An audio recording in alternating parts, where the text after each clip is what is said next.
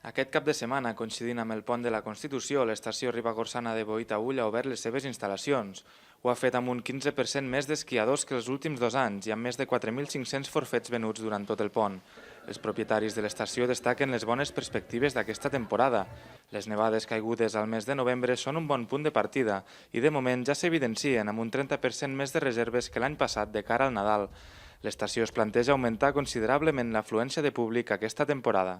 Esperem augmentar les vendes en un 40%, arribar als 128.000 forfets, dies d'esquí i millorar gràcies a que la temporada és més llarga, esperem tenir 142 dies d'esquí, si el temps ens acompanya, tenint en compte que tancarem a finals d'abril per la Puríssima i estem força il·lusionats. Pel que fa a l'ocupació hotelera, s'ha arribat al 85% als hotels del resort durant el cap de setmana llarg de la Puríssima.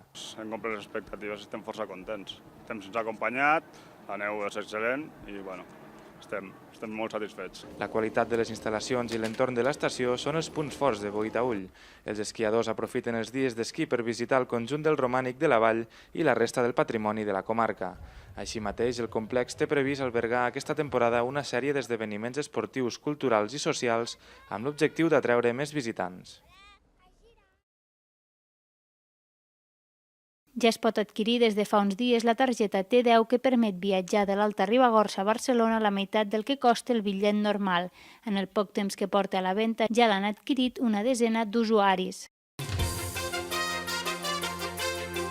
5 mesos després de les riuades del juny, les conseqüències encara són visibles al Pallars Sobirà. S'estan arreglant murs de contenció i el sector agrari i ramader espera ajudes per les destrosses.